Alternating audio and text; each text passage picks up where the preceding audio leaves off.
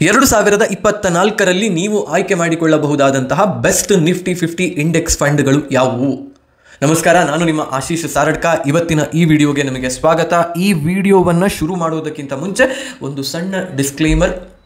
ನಾನು ಈ ವಿಡಿಯೋವನ್ನು ಮಾಡ್ತಾ ಇರುವಂತಹದ್ದು ಎಜುಕೇಷನಲ್ ಪರ್ಪಸ್ಗೆ ಮಾತ್ರ. ನಿಮಗೆ ಇಂಡೆಕ್ಸ್ ಫಂಡ್ ಅಂದರೆ ಏನು, ಇವುಗಳನ್ನು ಆಯ್ಕೆ ಮಾಡಿಕೊಳ್ಳುವಂತಹ ಪ್ರಕ್ರಿಯೆ ಯಾವುದು ಅನ್ನೋದು ಅರಿವಿಗೆ ಬರಬೇಕು ಅಂತ ಹೇಳುವ ಕಾರಣಕ್ಕೆ ಮಾತ್ರ. ಇದನ್ನು ನೀವು ದಯವಿಟ್ಟು ಇನ್ವೆಸ್ಟ್ಮೆಂಟ್ ಅಡ್ವೈಸ್ ಅಂತ ಭಾವಿಸಿಕೊಳ್ಳಬಾರದು. ಇನ್ವೆಸ್ಟ್ಮೆಂಟ್ ಡಿಸಿಷನ್ಸನ್ನು ಕೈಗೊಳ್ಳುವ ಮುಂಚೆ ನಿಮ್ಮ ಫಿನಾನ್ಷಿಯಲ್ ಪ್ಲಾನರ್ ಮತ್ತು ಫಿನಾನ್ಷಿಯಲ್ ಅಡ್ವೈಸರ್ ಅವರ ಸಲಹೆಯನ್ನು ಪಡೆದುಕೊಂಡು ಮತ್ತೆ ಇನ್ವೆಸ್ಟ್ಮೆಂಟ್ ಮಾಡಿ.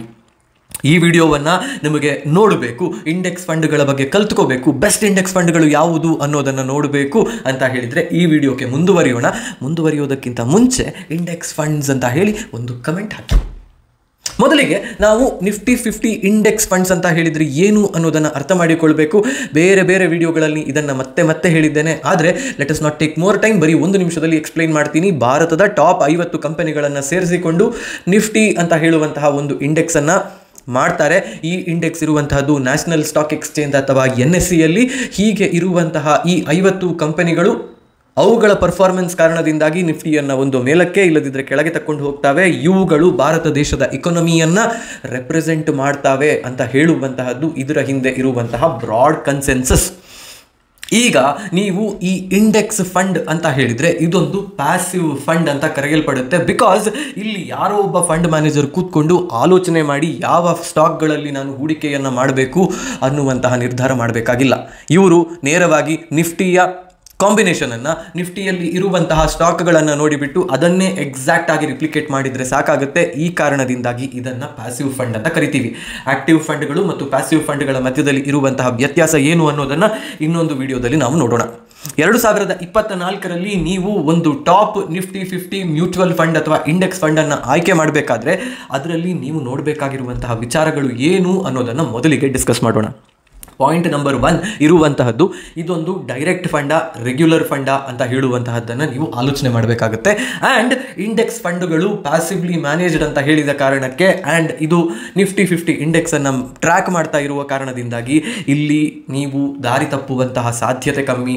ಒಬ್ಬ ಅಡ್ವೈಸರ್ ನಿಮ್ಮ ಹಿಂದೆ ಕೂತ್ಕೊಂಡು ಇಲ್ಲಿ ಇನ್ವೆಸ್ಟ್ ಮಾಡು ಅಂತ ಹೇಳುವಂತಹ ಪ್ರಮೇಯ ಬರುವಂತಹದ್ದು ಕಮ್ಮಿ. ಹಾಗಾಗಿ ಇಲ್ಲಿ ಸಾಧ್ಯವಾದಷ್ಟು ಮಟ್ಟಿಗೆ ನೀವು ಡೈರೆಕ್ಟ್ ಇಂಡೆಕ್ಸ್ ಫಂಡ್ಗಳನ್ನು ಖರೀದಿ ಮಾಡಿ. ಡೈರೆಕ್ಟ್ ಗ್ರೋತ್ ಅಂತ ಹೇಳುವಂತಹ ಹೆಸರು ನಿಮ್ಮ ಇಂಡೆಕ್ಸ್ ಫಂಡಿನ ಕೊನೆಯಲ್ಲಿ ಇರಬೇಕು. ಅದನ್ನು ನೋಡಿಕೊಂಡು ಹೂಡಿಕೆಯನ್ನು ಮಾಡಿ.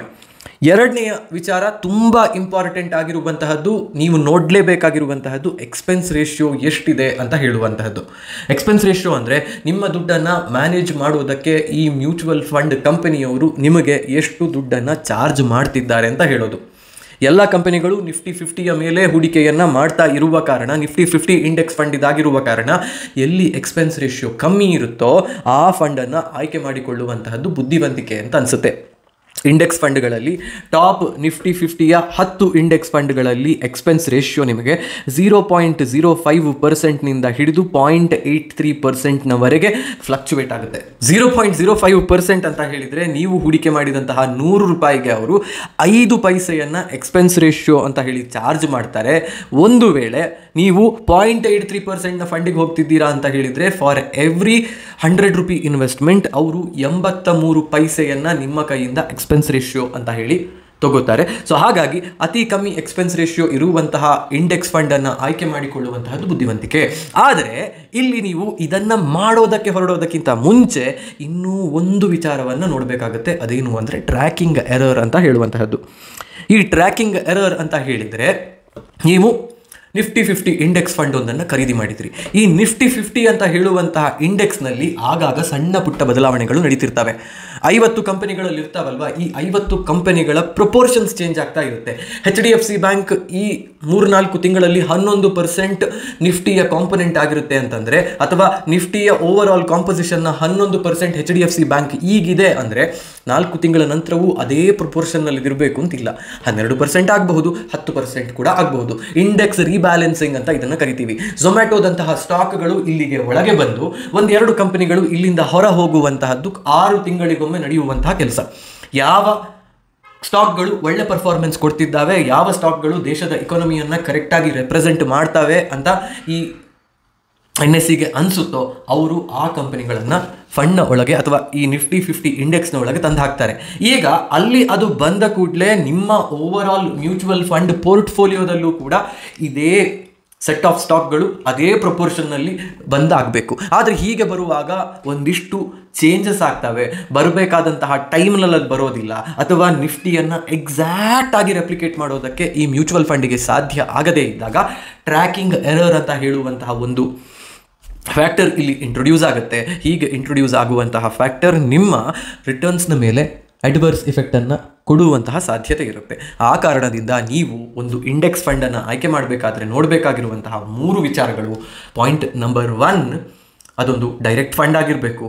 ಪಾಯಿಂಟ್ ನಂಬರ್ 2, ಎಕ್ಸ್ಪೆನ್ಸ್ ರೇಷಿಯೋ ಕಮ್ಮಿ ಇರಬೇಕು. ಪಾಯಿಂಟ್ ನಂಬರ್ 3, ಟ್ರ್ಯಾಕಿಂಗ್ ಎರರ್ ಎಷ್ಟು ಕಮ್ಮಿ ಆಗುತ್ತೋ ಅಷ್ಟು ಕಮ್ಮಿ ಇರಬೇಕು. ಹಾಗಿದ್ರೆ ನಾವು ಇರುವಂತಹ ತುಂಬ ಇಂಡೆಕ್ಸ್ ಫಂಡ್ಗಳಲ್ಲಿ ಯಾವುದನ್ನು ಆಯ್ಕೆ ಮಾಡಬೇಕು?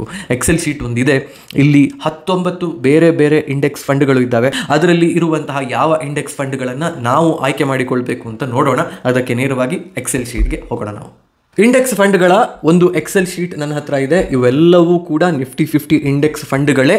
ಹೀಗಿರುವಂತಹ ಇಂಡೆಕ್ಸ್ ಫಂಡ್ಗಳಲ್ಲಿ ನಮ್ಮ ಆಯ್ಕೆಗಳು ಯಾವುದಾಗಿರಬೇಕು ಅನ್ನೋದನ್ನು ಇವತ್ತಿನ ವಿಡಿಯೋದಲ್ಲಿ ಈಗ ಕಂಟಿನ್ಯೂ ಮಾಡಿಕೊಂಡು ನೋಡೋಣ.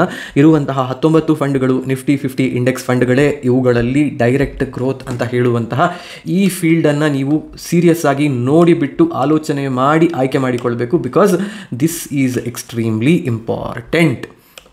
ಯಾಕಂದರೆ ನಿಮಗೆ ಇದು ನಿಮ್ಮ ಎಕ್ಸ್ಪೆನ್ಸ್ ರೇಷಿಯೋವನ್ನು ಕಮ್ಮಿ ಮಾಡುತ್ತೆ. ಡೈರೆಕ್ಟ್ ಫಂಡ್ನಲ್ಲಿ ಎಕ್ಸ್ಪೆನ್ಸ್ ರೇಷಿಯೋ ಕಮ್ಮಿ ಇರುತ್ತೆ, ರೆಗ್ಯುಲರ್ ಫಂಡ್ನಲ್ಲಿ ಎಕ್ಸ್ಪೆನ್ಸ್ ರೇಷಿಯೋ ಹೆಚ್ಚಿರುತ್ತೆ. ಬಟ್ ಇಂಡೆಕ್ಸ್ ಫಂಡ್ಗೆ ಬಂದಾಗ ಅಲ್ಲಿ ಹೆಚ್ಚಿನದ್ದೇನು ಆಲೋಚನೆ ಮಾಡಬೇಕಾಗಿರೋದಿಲ್ಲ. So direct funds are good enough for you. AUM ಅಂತ ಹೇಳಿದ್ರೇನು, ಆಸೆಟ್ಸ್ ಅಂಡರ್ ಮ್ಯಾನೇಜ್ಮೆಂಟ್ ಎಷ್ಟಿದೆ ಅನ್ನೋದನ್ನು ನೋಡಿದರೆ ಎಷ್ಟು ಜನ ಎಷ್ಟು ದುಡ್ಡನ್ನು ಈ ಫಂಡ್ನ ಮೇಲೆ ಹಾಕಿದ್ದಾರೆ ಅನ್ನೋದು ನಿಮಗೆ ಅರಿವಿಗೆ ಬರುತ್ತೆ. So if you look at it, ಕೆಲವೊಂದಿಷ್ಟು ಫಂಡ್ಗಳಲ್ಲಿ 19,000 ಕೋಟಿ, 17,000 ಕೋಟಿ, 2,316 ಕೋಟಿ, 11,115 ಕೋಟಿ, ಹೀಗೆ ತುಂಬ ದೊಡ್ಡ ಮಟ್ಟಿನ ದುಡ್ಡನ್ನು ಜನರು ಹೂಡಿಕೆ ಮಾಡಿದ್ದಾರೆ. CAGR 3 ಇಯರ್ಸ್ದು ಎಷ್ಟಿದೆ ಅಂತ ನೋಡಿದರೆ 14.14% ರಿಟರ್ನ್ಸನ್ನು ಕೊಟ್ಟಿದೆ ಅಂತ ಹೇಳ್ತಿದೆ. Which basically means that Nifty ಇಷ್ಟೇ ಮೂವ್ ಆಗಿದೆ, ಇದೇ ಕಾರಣಕ್ಕೆ ನಿಮಗೆ ಇದೇ ರಿಟರ್ನ್ಸನ್ನು ಇದು ಕೊಟ್ಟಿದೆ ಅಂತ ಹೇಳುವಂತಹದ್ದು. ಇಲ್ಲಿಂದ ಮುಂದೆ ಬಂದರೆ ಎಕ್ಸ್ಪೆನ್ಸ್ ರೇಷಿಯೋ ಯಾವ ಫಂಡ್ನಲ್ಲಿ ತುಂಬ ಕಮ್ಮಿ ಇದೆ ಅನ್ನೋದನ್ನು ನಾವು ನೋಡಬೇಕಾಗುತ್ತೆ. SBI ಮ್ಯೂಚುವಲ್ ಫಂಡ್ನಲ್ಲಿ ನೀವು ಬಂದು ನೋಡಿದರೆ SBI Nifty index fund has the lowest expense ratio of 0.05%. ನೀವು ಇವರ ಹತ್ರ 100 ರೂಪಾಯಿಯನ್ನು ಹೂಡಿಕೆ ಮಾಡಿದರೆ ಇವರು ನಿಮಗೆ 5 ಪೈಸೆಯ ಎಕ್ಸ್ಪೆನ್ಸ್ ರೇಷಿಯೋವನ್ನು ಚಾರ್ಜ್ ಮಾಡ್ತಾರೆ. This is the lowest in the category and this is a good choice. ಆದರೆ ಇವರ ಟ್ರ್ಯಾಕಿಂಗ್ ಎರರ್ ನಿಫ್ಟಿಗೆ ಕಂಪೇರ್ ಮಾಡಿದರೆ 0.14% ಇದೆ. ಅಂದರೆ ನಿಫ್ಟಿಯ ಎಕ್ಸಾಕ್ಟ್ ಮೂವ್ಮೆಂಟನ್ನು ಇವರು ರೆಪ್ಲಿಕೇಟ್ ಮಾಡೋದ್ರಲ್ಲಿ ಸ್ವಲ್ಪ ಹಿಂದೆ ಮುಂದೆ ಬೀಳ್ತಿದ್ದಾರೆ ಅಂತ ಹೇಳೋದನ್ನು ಇದು ಹೇಳ್ತಿದೆ. ಬಟ್ ಈವನ್ ದೆನ್ ಅವರ 3 ಇಯರ್ CAGR ಅನ್ನು ನೀವು ನೋಡಿದರೆ the returns are almost similar to everyone else. So ನಿಮ್ಮ ಮೊದಲ ಆಯ್ಕೆ ಮೊದಲ ಲೈನ್ನಲ್ಲಿ ಇರುವಂತಹದ್ದೇ ಫಂಡ್ ಆಗಿರುತ್ತೆ SBI Nifty 50 index fund. Direct growth is one of the good Nifty 50 index funds. ಇದಾದ ಮೇಲೆ ನೆಕ್ಸ್ಟ್ ಇರುವಂತಹದ್ದು UTI Nifty 50 index fund direct growth. ಇದರಲ್ಲಿ 0.06%ನಷ್ಟು ಎಕ್ಸ್ಪೆನ್ಸ್ ರೇಷಿಯೋ ಇರುತ್ತೆ, 6 ಪೈಸೆ ಪರ್ 100 ರೂಪಾಯಿ. ಆ್ಯಂಡ್ ಇವರ ಟ್ರ್ಯಾಕಿಂಗ್ ಎರರ್ ತುಂಬ ಕಮ್ಮಿ ಇದೆ, 0.03% ಇದೆ. So this is also good.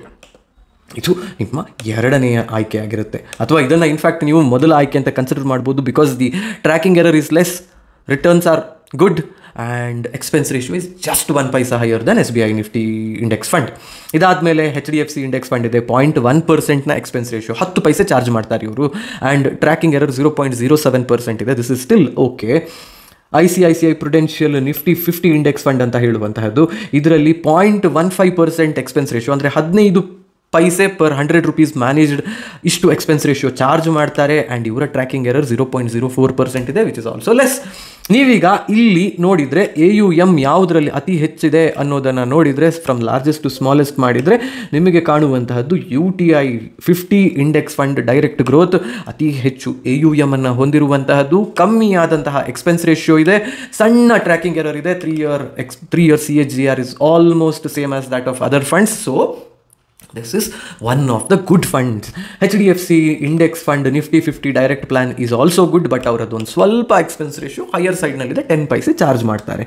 ಉಳಿದಿರುವಂತಹದ್ದು ಇಲ್ಲಿ ಇರುವಂತಹ ಇಷ್ಟರಲ್ಲಿ ನೀವು ಇಲ್ಲಿಯವರೆಗೆ ಟಾಪ್ 10ನಲ್ಲಿ ಯಾವುದನ್ನು ಆಯ್ಕೆ ಮಾಡಿಕೊಂಡ್ರೂ ಕೂಡ I don't find a problem except for Aditya ಬಿರ್ಲಾದಲ್ಲಿ 0.16% ಇದೆ, ಅಂದರೆ 16 ಪೈಸೆ ಚಾರ್ಜ್ ಮಾಡ್ತಾರೆ. ಆ್ಯಂಡ್ 0.27% ಟ್ರ್ಯಾಕಿಂಗ್ ಎರರ್ ಇದೆ. ಅಲ್ಲಿ ಟ್ರ್ಯಾಕಿಂಗ್ ಎರರ್ ಸ್ವಲ್ಪ ಹೆಚ್ಚಿದೆ ಅಂತ ಅನಿಸೋದಕ್ಕೆ ನನಗೆ ಶುರುವಾಗಿದೆ ಇಲ್ಲಿ.